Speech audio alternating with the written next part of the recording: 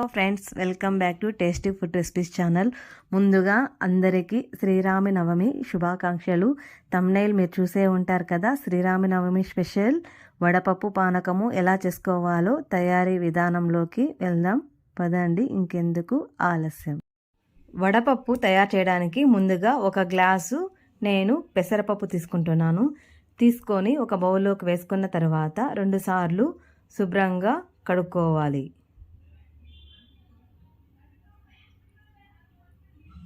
నీళ్ళన్నీ పోసేసుకొని ఈ పెసరపప్పులోకి మంచినీళ్ళు పోసుకొని 1 గంట సేపు పెసరపప్పును ఖచ్చితంగా నానబెట్టుకోవాలి.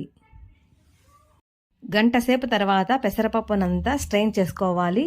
వాటరు ఏమీ ఉండకూడదు, బాగా స్ట్రెయిన్ చేసుకోవాలి. ఇప్పుడు స్టవ్ ఆన్ చేసి కడాయి పెట్టుకొని 2 టేబుల్ స్పూన్ల ఆయిల్ వేసుకోవాలి. ఆయిల్ కాగిన తర్వాత 1 టేబుల్ స్పూన్ ఆవాలు వేసుకోవాలి. ఆవాలు కొద్దిగా చిటపటలాడేంత వరకు వెయిట్ చేయాలి. ఇలా ఆవాలు ఫ్రై అయిన తరువాత సన్నగా కట్ చేసుకున్నటువంటి పచ్చిమిరపకాయ ముక్కలు, 2 పచ్చిమిరపకాయలు తీసుకున్నాను. ఇలా సన్నగా కట్ చేసుకున్నాను, అవి వేసుకోవాలి. తరువాత ఎండుమిరపకాయలు 4 తీసుకున్నాను, అవి కట్ చేసుకొని వేసుకోవాలి. ఇవి పచ్చిమిరపకాయలు ఎండుమిరపకాయలు కొద్దిసేపు ఫ్రై చేసిన తర్వాత పచ్చి కరివేపాకు వేసుకొని కొద్దిసేపు ఫ్రై చేసుకోవాలి. ఇలా అన్నీ ఫ్రై అయిన తర్వాత రుచికి సరిపడ ఉప్పు కొద్దిగా తక్కువగానే వేసుకుంటే బాగుంటుంది. తక్కువ అయితే ఎప్పుడన్నా మళ్ళా కావాలంటే యాడ్ చేసుకోవచ్చు. ఇలా అంతా ఉప్పు వేసిన తర్వాత ఫ్రై చేసుకోవాలి. ఇంకా స్టవ్ ఆఫ్ చేసుకోవాలి. స్టవ్ ఆఫ్ చేసుకున్న తర్వాత మనము ఇప్పుడు పెసరపప్పు యాడ్ చేయాలి. వేడి మీదనే యాడ్ చేసుకోకూడదు, అక్కడ ఫ్రై చేయనవసరం కూడా లేదు పెసరపప్పును.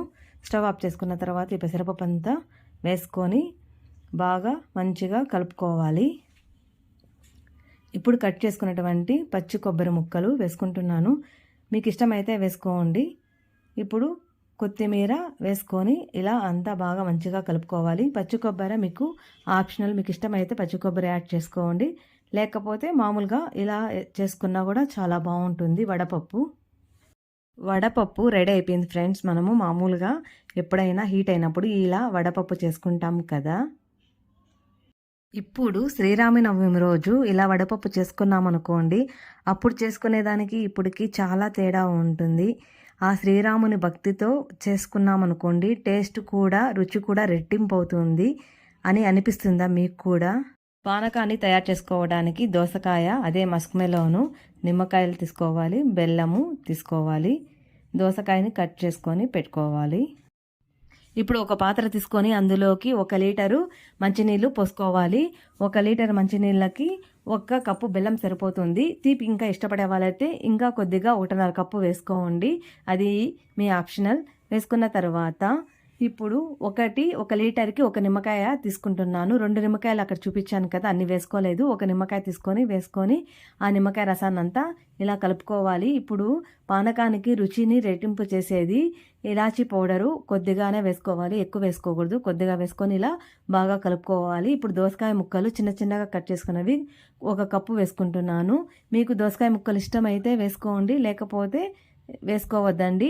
దోసకాయ ముక్కలు వేసుకోకపోయినా కూడా పానకము చాలా టేస్టీగా ఉంటుంది. ఇప్పుడు శ్రీరామనవమి పానకము రెడీ ఫ్రెండ్స్. పానకము వడపప్పు వీడియో నచ్చిందా? నచ్చితే ఇంకెందుకు ఆలస్యము. శ్రీరామనవమికి నేను చెప్పిన విధంగా మీరు కూడా ఖచ్చితంగా పానకం వడపప్పు చేసుకోండి, చాలా బాగుంటుంది. ఇంకెందుకు ఆలస్యము, మీ ఫ్రెండ్స్ అండ్ రిలేటివ్స్కు వీడియో షేర్ చేయండి. ముందుగా శ్రీరామనవమి శుభాకాంక్షలు. Thank you for watching tasty food recipes channel.